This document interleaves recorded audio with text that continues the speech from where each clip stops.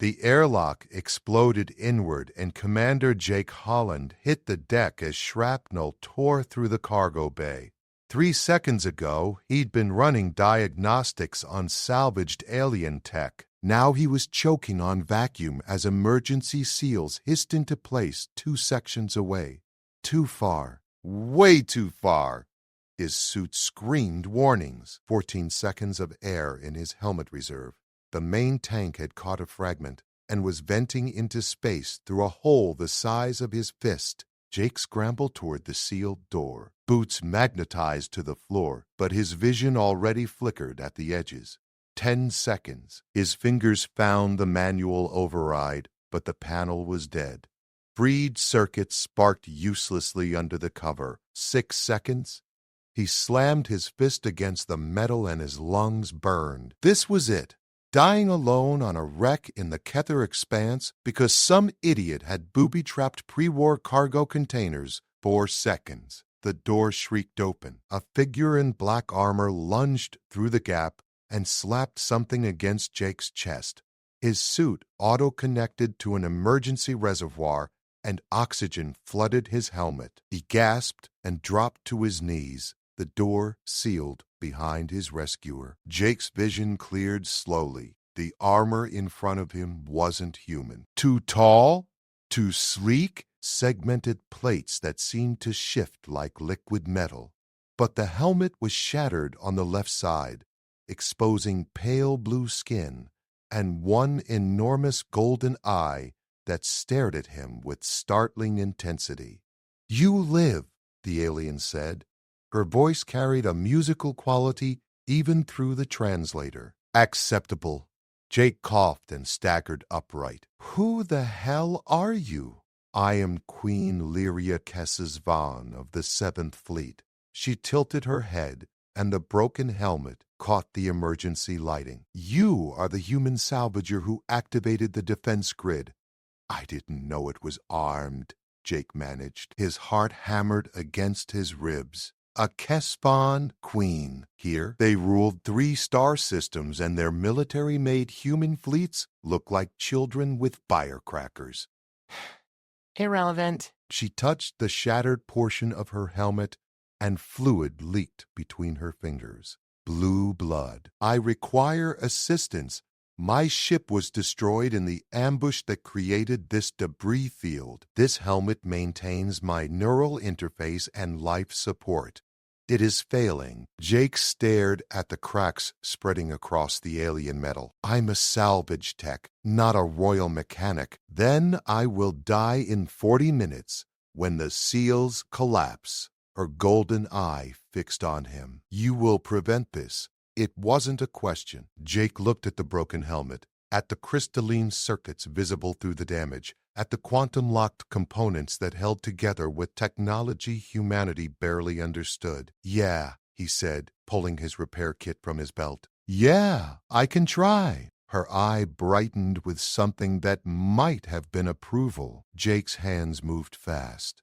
The helmet was dying and taking the queen with it. He pulled her toward his workbench, shoving aside the alien artifacts he'd been cataloging. His repair kit spilled across the surface. Micro-welders, quantum adhesive, neural wire he'd salvaged from a crashed Terran cruiser last month. "Sit," he ordered, then caught himself. "Your Majesty?" "Lyria." She lowered herself onto the bench.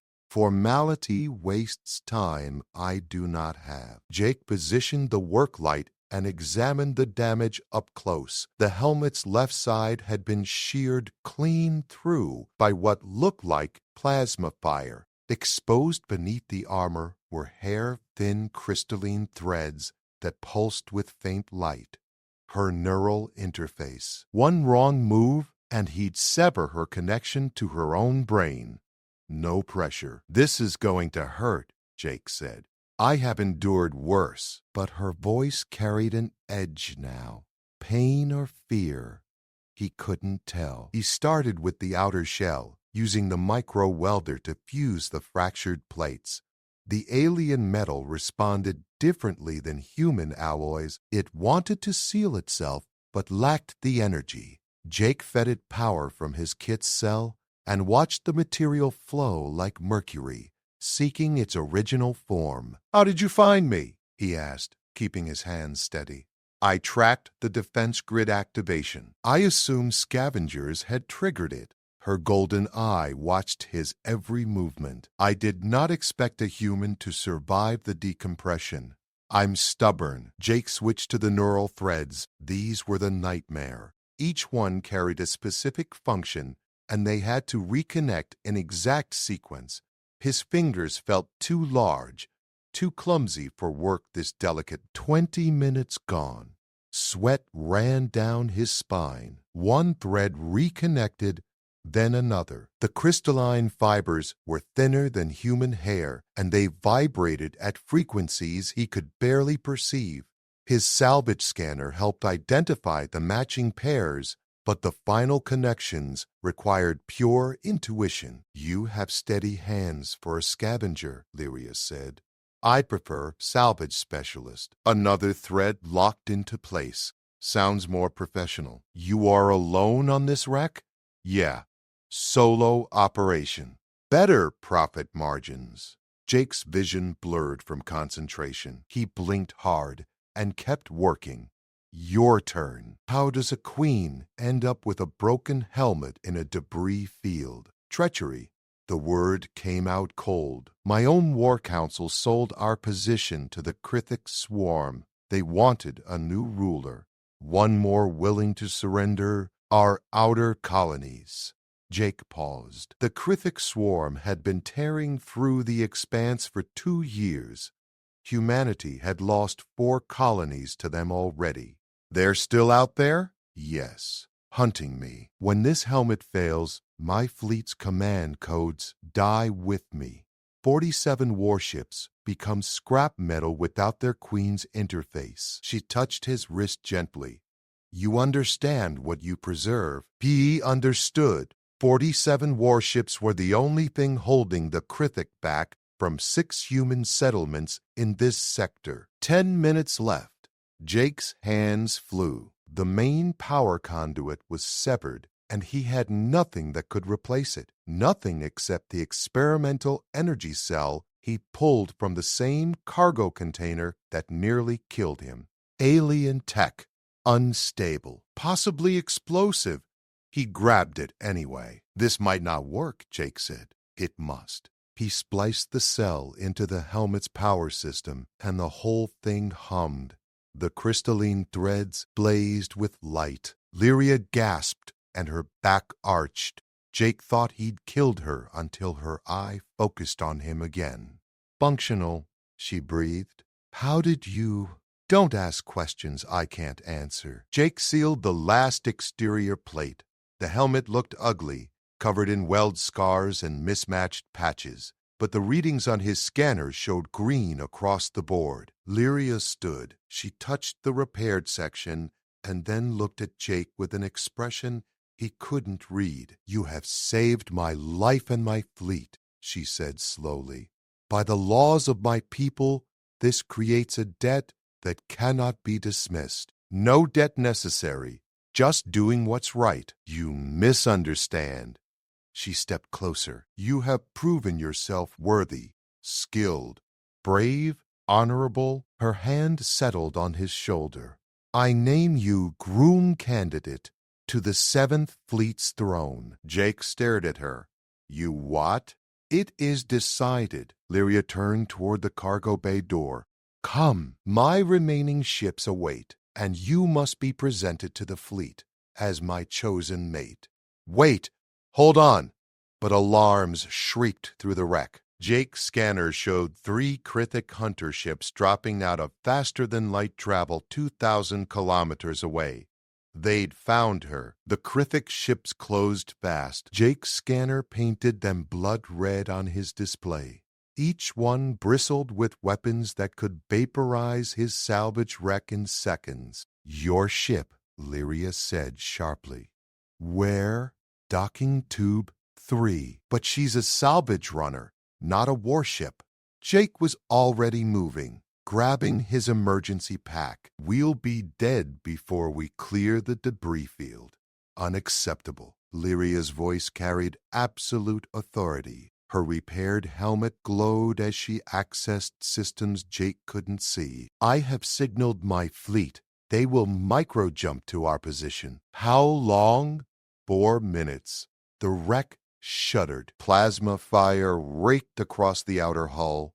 The Krithik weren't waiting. Jake and Lyria sprinted through the corridor. Sparks rained from ceiling panels as power conduits overloaded. The artificial gravity flickered, and Jake's boots lost magnetic contact for 3 stomach-dropping seconds before slamming back down. They reached docking tube 3 as another blast tore through the wreck's stern. Jake's ship, the Copper Phoenix, was a beat-up civilian transport he'd modified for long-range salvage work. She had basic shields and exactly 2-point defense cannons. They wouldn't last 30 seconds in a real fight. "Get us away from the wreck," Lyria commanded as they sealed the airlock. Jake threw himself into the pilot seat and fired the engines. The Phoenix lurched free of the docking clamps, and he pushed her into a hard burn, weaving between chunks of destroyed spacecraft. His hands moved across the controls with practiced speed. The Kaifak hunters followed. They were faster, better armed, and they didn't care about the debris. Jake watched one hunter plow straight through a severed ship section, vaporizing it with forward shields. "They really want you dead. They want my command codes." Lyria had taken the co-pilot station, and her fingers danced across controls that rewired themselves to accept her neural interface. Without them, the Krithik lose their chance to decrypt our fleet movements. A proximity alarm screamed. Jake rolled the Phoenix hard to port as plasma bolts burned past the canopy. Too close. He could smell the ozone even through the cockpit seals. 2 minutes, Lyria said. Her voice stayed level, but Jake saw her grip tighten on the armrest. He pushed the Phoenix into a dive toward a massive piece of wreckage, an old colony ship torn in half, tumbling slowly through space. Jake aimed for the gap between the 2 sections. "What are you doing?" Lyria asked. The Phoenix screamed through the gap with meters to spare on each side. The lead Krithik hunter tried to follow. Tried and failed. Its shields caught on jagged metal, and the explosion lit up Jake's rear camera like a second sun. 2 hunters left, but they'd learned. They split up, coming at the Phoenix from different angles. Jake's threat display went solid red. He couldn't dodge both firing solutions. "Brace," he said. Plasma hammered the Phoenix's shields. The ship bucked, and Jake tasted blood where he'd bitten his tongue. Warning lights blazed across every panel.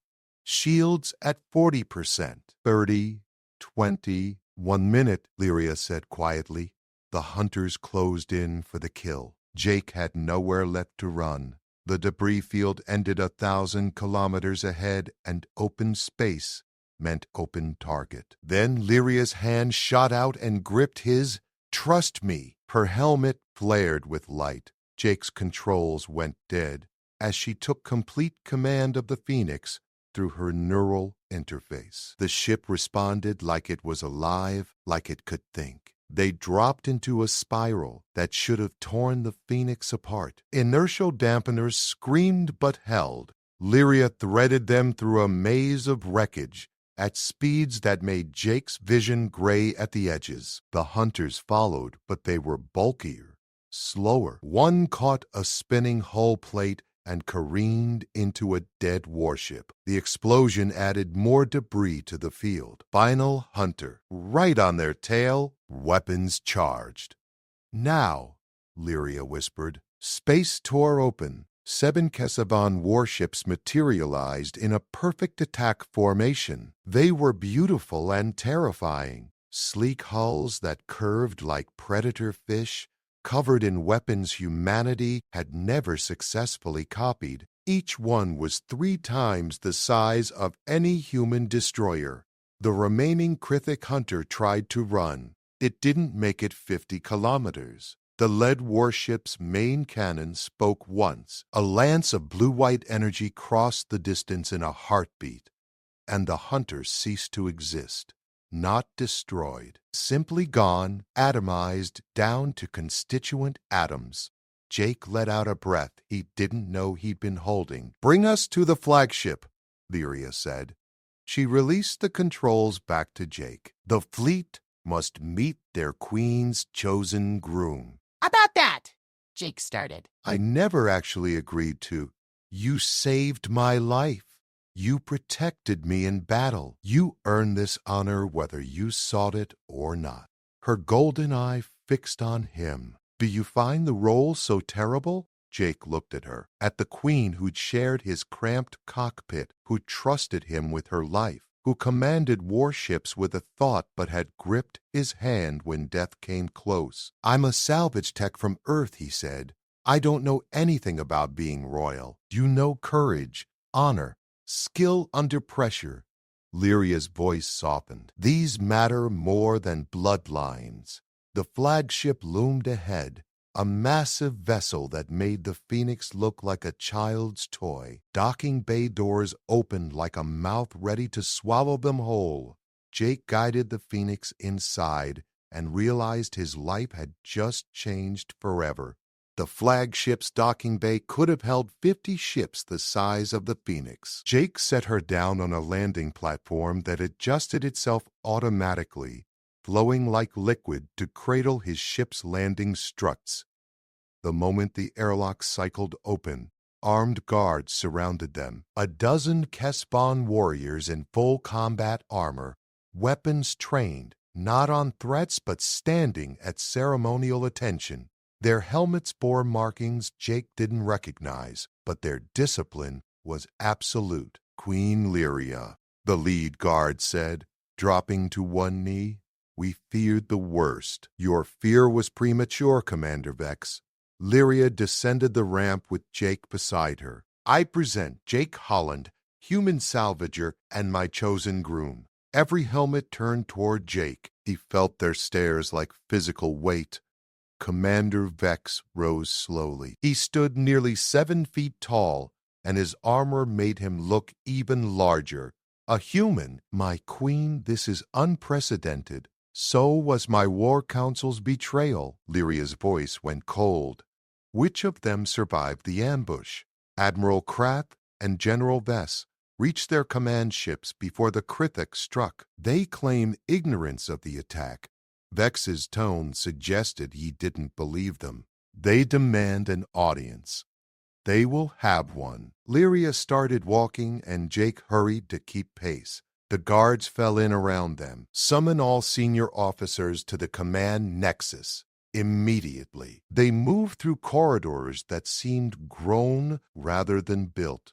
Smooth walls that pulsed with bioluminescent light. Every surface curved organically, and Jake realized the entire ship was partially alive, responding to Lyria's presence. "How much trouble am I in?" Jake asked quietly. "Considerable."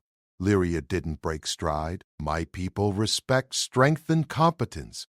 You have both. But human Kespan unions are forbidden by ancient law." "Then why?" "Because ancient laws were written by those who never faced the Krithik swarm. Because my people need new thinking, or we will die clinging to old traditions." She glanced at him. "And because you are the first being in 3 centuries to repair what my own engineers declared impossible." They entered a massive chamber that took Jake's breath away. The command nexus was a sphere 50 meters across. Holographic displays floated in 3-dimensional space, showing fleet positions, star charts, and tactical data. Officers worked at stations that circled the room at different heights, connected by walkways that defied gravity. Admiral Krath stood at the center platform. He was older than Lyria, his armor decorated with battle honors, his face bearing scars that spoke of long service. Beside him stood General Vess, smaller but with eyes that calculated everything. Both dropped to one knee as Lyria entered. "My queen," Krath said, "we rejoiced when your signal reached us. The ambush was devastating. We lost 12 ships and—" "You lost nothing, Admiral," Lyria's voice cut like a blade. Because you were not there when the Krithik struck, neither was the general. How convenient that only those who opposed my war strategy survived. Kroth's expression hardened. You accuse us of treason? I accuse you of cowardice at minimum, treason at most. Lyria moved to the central command platform. Every holographic display shifted to focus on her. You wanted me dead so you could install a puppet ruler, one who would abandon the outer colonies and retreat to our core systems. The outer colonies are indefensible, General Vess said. She rose without permission. We lose ships daily protecting human settlements that contribute nothing to our empire. Those settlements house 3 million humans, Jake said. The words came out before he could stop them. Every eye turned to him. You're talking about abandoning 3 million people to the Krithik. And who are you to speak in this chamber? Vess demanded. He is my chosen groom, Lyria said. He speaks with my authority. The command nexus went silent. Officers stared. Krath and Vess looked like they'd been struck. This is madness, Krath breathed. A human cannot what? Save my life when my own council left me to die? Lyria's helmet flared with energy. Jake Holland repaired technology our finest engineers abandoned as destroyed. He fought beside me against superior forces. He has proven his worth in ways you never will. The law forbids it, Vess said flatly. Human genetic material cannot merge with Kesvan biology. The union would be symbolic only, meaningless. Then we changed the law. Lyria's voice carried across the entire nexus. I invoke the right of ascendant authority. As queen in wartime, I declare the old prohibitions void. My groom will stand beside me, and together we will lead this fleet to victory. Kraft's hand moved toward his weapon.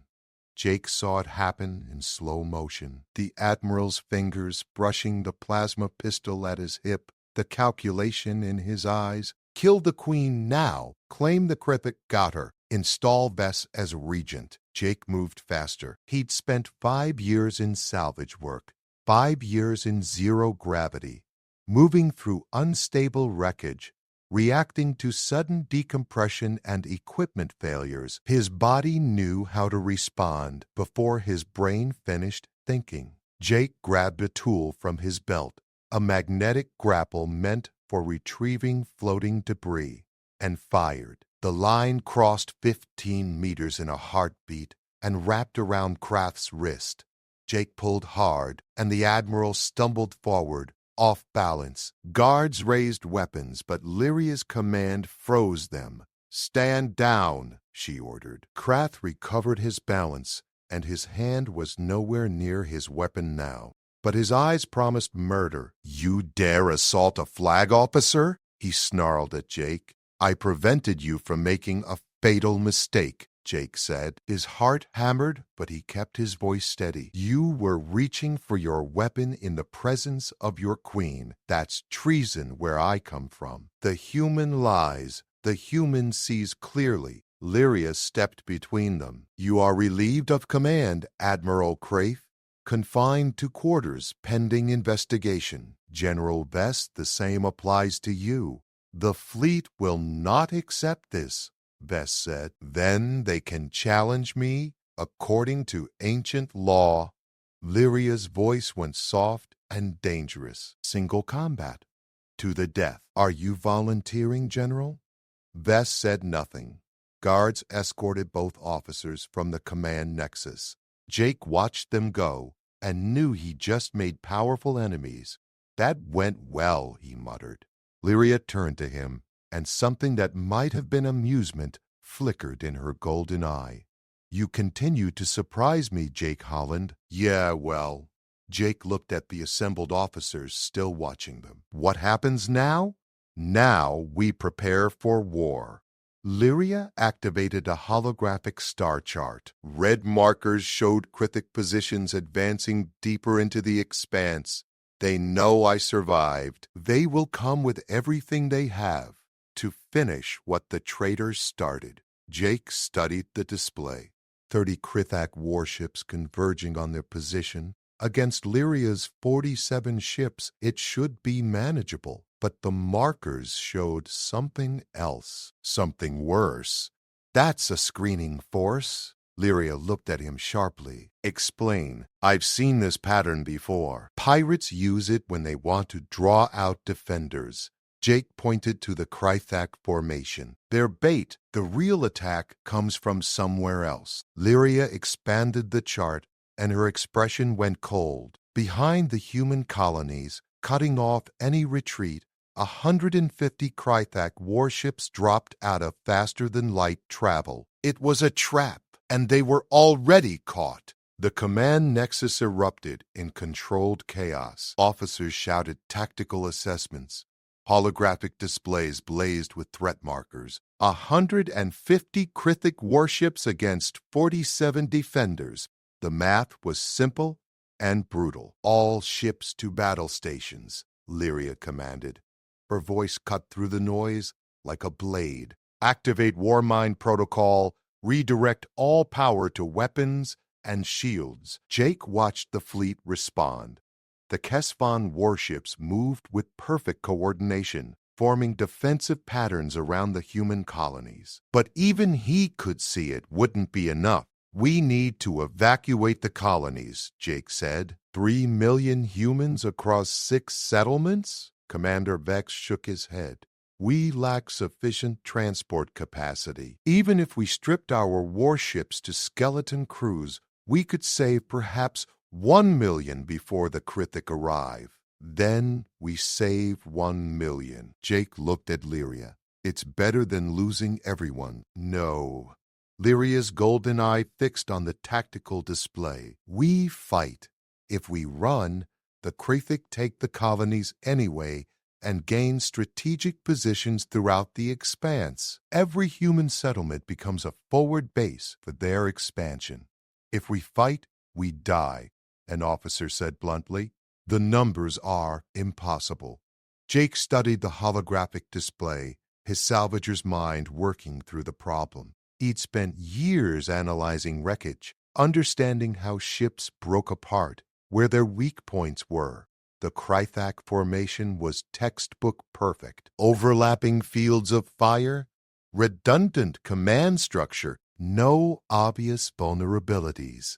But perfect formations assumed predictable enemies. What if we don't fight them head-on?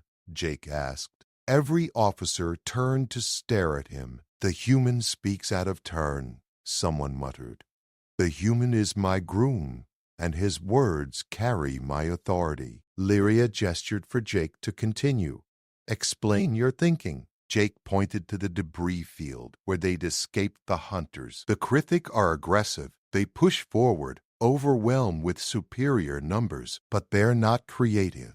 When I led those hunters through the wreckage, they followed the same pursuit patterns, predictable.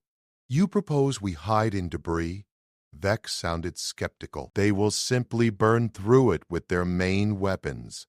Not hide, lure.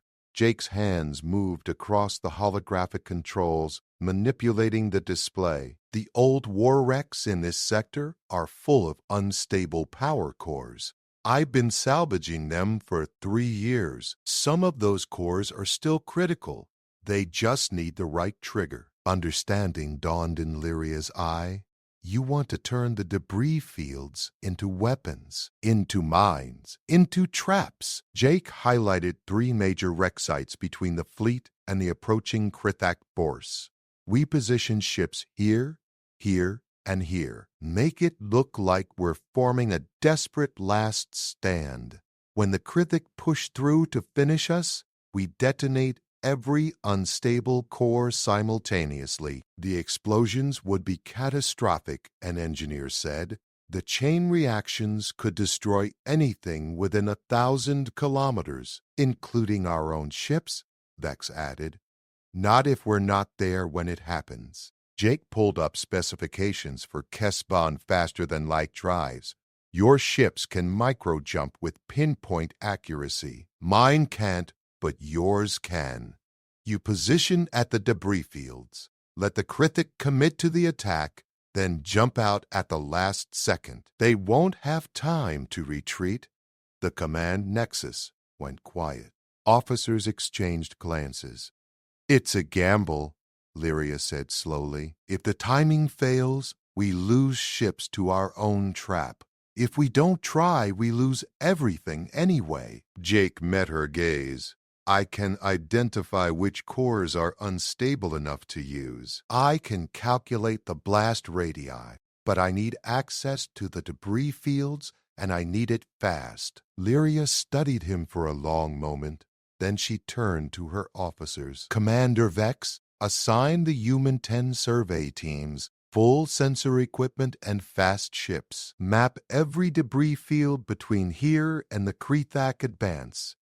My queen entrusting this operation to an outsider, he sees what we cannot because he thinks differently. Lyria's voice allowed no argument. We have 4 hours before the Krithik reach engagement range. Use them wisely.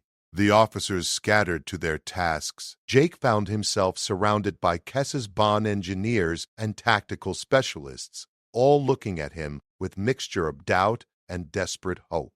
Right, Jake said. Let's go save 3 million people? The next 3 hours blurred together. Jake transferred to a fast scout ship with a team of engineers who barely spoke but worked with fierce efficiency. They jumped from wreck to wreck, Jake salvage scanners identifying critical power cores, while the Kesavan mapped optimal detonation points. The old battlefield was a graveyard of ships from a war fought before humans left Earth. Hundreds of vessels from a dozen different species, all destroyed in some ancient conflict. Jake had always wondered what caused such devastation. Now he was about to add to it this one, Jake said, pointing to a dreadnought that had been split down the middle. Cores running at 93% critical. Any energy spike will blow it. The engineer beside him, a quiet female named Sela, nodded and marked the location. Estimated yield? Enough to vaporize anything within 800 kilometers. Jake moved to the next target, and the secondary explosions from nearby wrecks will extend that to 1,200. They worked in perfect coordination, human intuition and Kesesban precision combining into something neither could achieve alone. By the time they returned to the flagship, Jake had identified 47 critical cores positioned throughout 3 debris fields. Lyria studied his work in the command nexus. This could work, but the Krithik may not follow our ships into the debris. They will if I'm flying point, Jake said. They want you dead. They'll chase anything that looks like your flagship. The Phoenix is a civilian transport. No one will mistake it for my command ship. They will if I'm broadcasting your command codes. Jake pulled up a technical schematic. Your helmet interfaces with every ship in your fleet. I can jury-rig a transmitter to copy that signature. Make it look like you're running scared through the debris fields. They will destroy you the moment they realize the deception. Not if I'm fast enough. Jake grinned, despite the fear knotting his stomach. I've been dodging pirates and navigation hazards for 5 years. I can stay ahead of them long enough to get them into position. Lyria stepped close. Her hand touched his face gently, surprisingly warm. You risk your life for people you have never met, for a fleet that is not your own. Why? Because it's the right thing to do. Jake covered her hand with his, and because someone once told me I'd proven myself worthy, figured I should keep living up to that. Her golden eye held his gaze. When this is done, we will speak of our future, but first we must survive to have one. Deal. An hour later, Jake sat in the Phoenix's cockpit with a modified transmitter hardwired into his systems. The Kesaban fleet had positioned itself at the debris fields, weapons charged, waiting for his signal. The Krithik Armada appeared on his scanner, 150 warships dropping out of faster-than-light travel in perfect formation. They detected Lyria's signature immediately, and they came for it like sharks scenting blood. Jake fired his engines and dove into the first debris field. The hunt was on. The Phoenix screamed through the debris field at speeds that made Jake's teeth rattle. Behind him, 30 Krithik warships broke formation and gave chase. They'd taken the bait. "Come on," Jake muttered, weaving between tumbling wreckage. A little closer. His transmitter broadcast Lyria's command signature on repeat. To the Krithak, it looked like their primary target was running scared through a graveyard of dead ships. They wouldn't pass up the chance to end her. Plasma bolts burned past his canopy. The Phoenix's shields flared and dropped to 70% from a single glancing hit. These weren't hunters. These were full warships with enough firepower to crack planets. Jake rolled hard to starboard, using a spinning frigate hull as cover. The Krithak fired through it. The ancient wreck exploded in a spray of metal that peppered the Phoenix's shields. 60% now? Phoenix to fleet, Jake said into his comm. First group committed. 28 ships in pursuit? Confirmed. Lyria's voice came back. Maintain course. Draw them deeper. Easy for her to say. She wasn't the one being shot at. Jake pushed the Phoenix into a dive between two massive dreadnoughts locked together in their death embrace. The gap was barely wide enough. His starboard stabilizer scraped against corroded metal, and alarms shrieked. The Krithak ships were larger and had to go around. It bought him 10 seconds. He used them to reach the first critical power core. The ancient reactor sat in the heart of a destroyed carrier, still hot after decades of slow decay. Jake's scanner painted it bright red. One trigger signal and the whole thing would go critical. Not yet. He needed more of them committed. The Krithik rounded the locked dreadnoughts and resumed firing. Jake's shields hit 40%. The Phoenix shuddered as a direct hit caught her port engine. Warning lights blazed across every panel. Minor damage, Jake lied into the comm. Continuing, he led them past 3 more critical cores, weaving through the debris field, like a mouse through a maze built by someone who understood exactly how predators thought. The Krithik followed because their tactical doctrine didn't allow for retreat once prey was identified. Predictable, just like he'd counted on. Phoenix, you have 42 enemy ships now committed, Lyria said. Her voice carried a tension Jake hadn't heard before. The main force is splitting. 70 ships advancing on our defensive positions. 38 remain in reserve. Can you handle 70? Unknown. But if your plan fails, the question becomes irrelevant. Fair point. Jake checked his tactical display. The 42 Krithak ships pursuing him were spread throughout the debris field now, clustered around the critical cores he'd mapped. Perfect position for maximum damage when the cores blew. HFY strike teams, Jake said.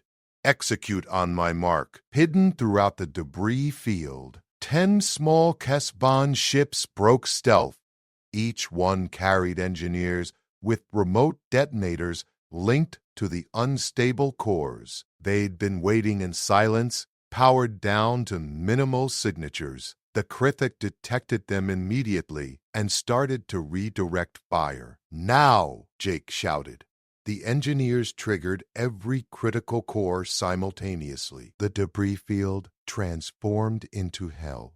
47 ancient reactors went critical in a cascading chain reaction that turned matter into pure energy. The explosions merged into a single expanding sphere of destruction that consumed everything within 1,200 kilometers. Jake had already hit his micro-jump drive. The Phoenix vanished from normal space for exactly 2 seconds, reappearing 3,000 kilometers away.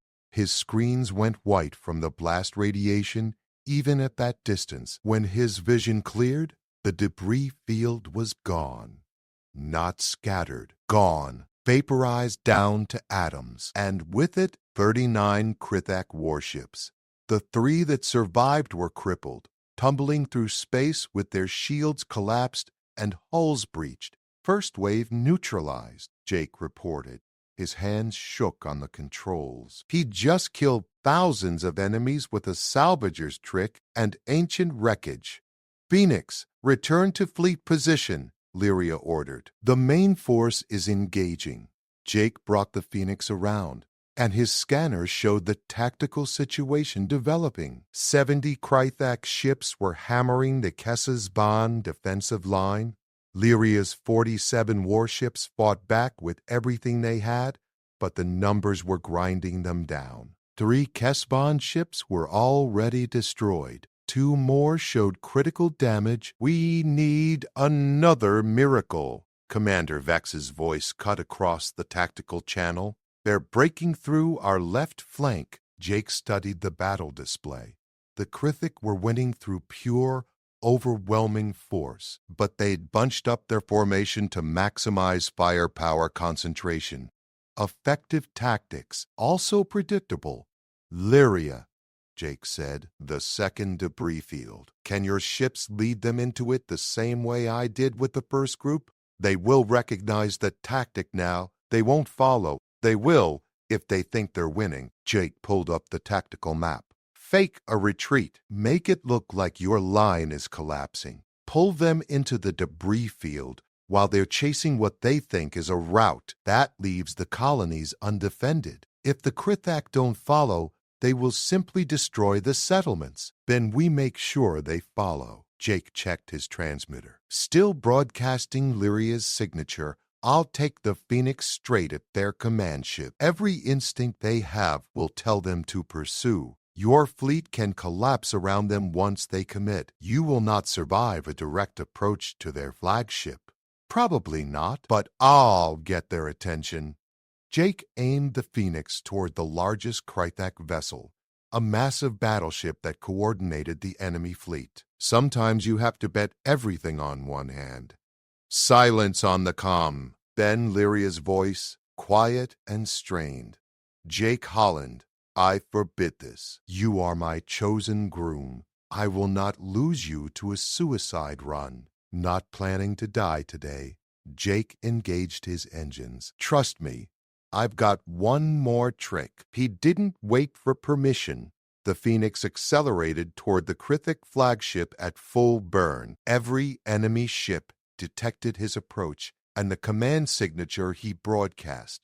They opened fire. The Phoenix's shields lasted 5 seconds. Then plasma bolts tore into the hull. Jake's cockpit filled with smoke as systems overloaded. An explosion ripped through the cargo bay. The Phoenix was dying around him, but he'd gotten their attention. The Krithak flagship and 20 escort ships broke from the main formation to intercept.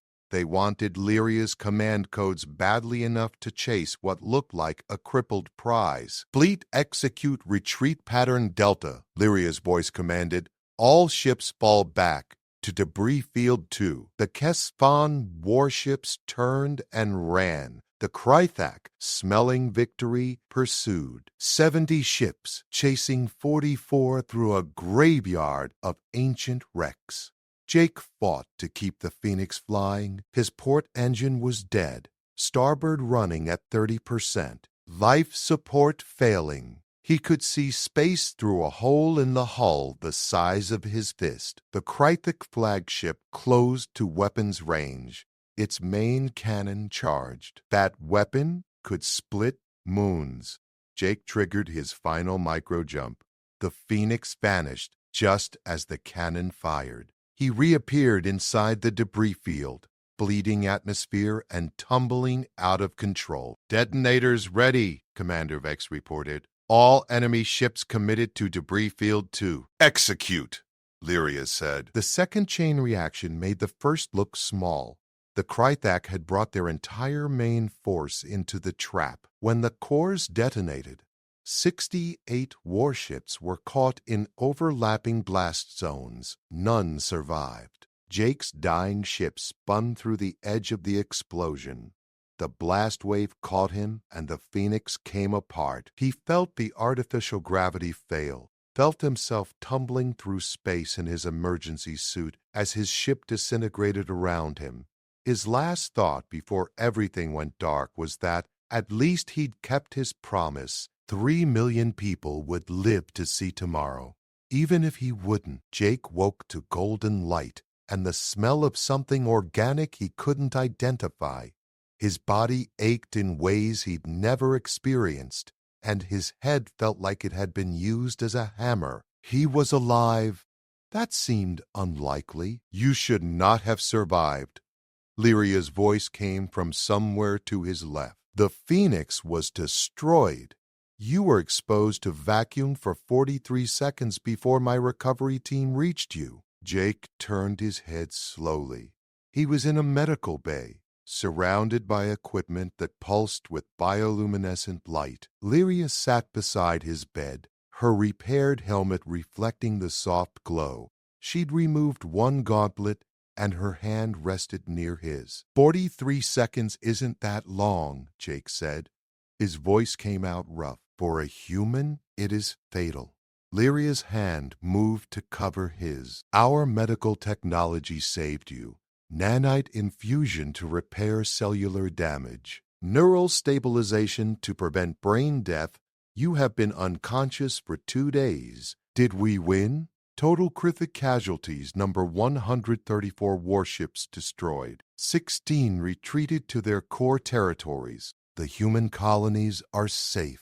Lyria's golden eye held his gaze. You won, Jake Holland. You saved 3 million people with salvage expertise and reckless courage. Jake managed a weak smile. Just another day's work. Do not joke. You died and I brought you back. Her voice carried an edge of something raw. I have lost warriors in battle. I have watched ships burn, but I have never felt fear like I did watching your life signs fail. Hey! Jake squeezed her hand. I'm okay. We're okay. Are we? Lyria stood and moved to the viewport. Beyond it, the Kesban fleet maintained position around the human colonies. Admiral Kraft and General Vess are in custody. Their conspiracy reached deep into my command structure. 23 officers have been arrested for treason. You're cleaning house. I am rebuilding trust. Lyria turned back to face him, and I am keeping my promise. You are my chosen groom. The fleet has accepted this. Even those who doubted now see what I saw from the beginning. Jake sat up slowly, his body protesting every movement. And what's that? Someone who fights not for glory or power, but because it is right. Someone who sees solutions where others see only problems. Lyria moved closer. Someone who repaired what could not be repaired, and in doing so changed everything. I just fixed your helmet. You fixed far more than that. Lyria's hand touched his face gently. You fixed the rigid thinking that would have destroyed my people. You showed us that strength comes from adaptation, not tradition. That survival requires accepting help from unexpected sources. Pretty deep thoughts for a salvage tech and a queen. You are no longer merely a salvage tech. Lyria gestured, and the viewport display changed. It showed Jake's face on official fleet communications, human and Kesvan text scrolling beneath. The human colonies have declared you a hero. Earth's diplomatic corps has requested a formal meeting, and my people have begun calling you the Groom who saved millions. Jake stared at the display. That's a terrible title. It is accurate. Lyria's voice carried something that might have been amusement. You understand what this means? You cannot return to your previous life. You are bound to me now, to my fleet, to a future neither of us can fully predict. Jake thought about the Phoenix, destroyed saving people he'd never met. He thought about the quiet years of solo salvage work, the freedom of answering to no one. That life was gone, vaporized as thoroughly as the Krythak ships.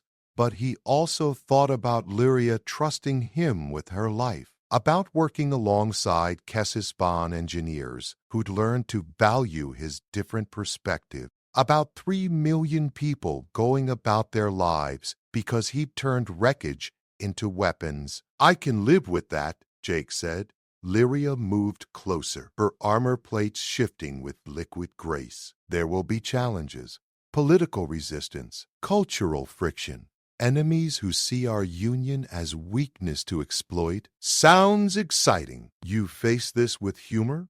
"I face everything with humor. It's how I stay sane." Jake stood on unsteady legs. Lyria caught him before he fell. "Besides, I've already survived the hard part. Everything else is just details. The hard part being the battle, the hard part being you calling me Groom before asking if I was interested." Jake grinned. Pretty presumptuous for a queen. Lyria's golden eye brightened with what Jake had learned to recognize as laughter.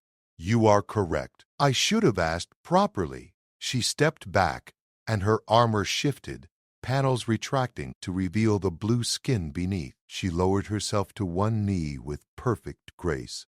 "Jake Holland, human salvager who repaired the irreparable and saved millions through courage and ingenuity, will you accept the role of Groom to the 7th Fleet?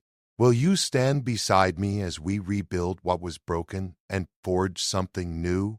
Jake looked down at her, at the queen who commanded warships but knelt before a salvage tech, at the alien warrior who trusted him with her life and her people's future. "Yeah," he said softly. "Yeah, I will." Lyria rose, and her hand found his.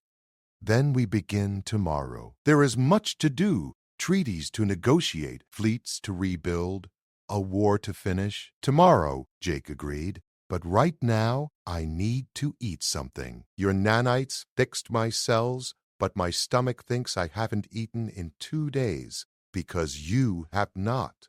Then food first. Saving the galaxy can wait an hour. They left the medical bay together, human and Kesivan, salvager and queen. Outside, the fleet waited. Beyond it, the human colonies celebrated their survival. And somewhere in the dark between stars, the remains of the Krythik swarm regrouped and planned their next move. But that was tomorrow's problem. Today, Jake Holland had survived impossible odds, earned a queen's trust, and proved that sometimes the best solutions came from thinking differently. And somewhere in the wreckage of the Phoenix, floating among the debris, his salvage scanner still blinked with one final reading. A small piece of alien technology, valuable enough to retire on, waiting to be recovered. Old habits died hard, but Jake smiled as he walked beside Lyria. Some salvage was worth more than credits. Some repairs changed everything. He'd fixed a broken helmet and found a future he never knew he wanted. Not bad for a day's work.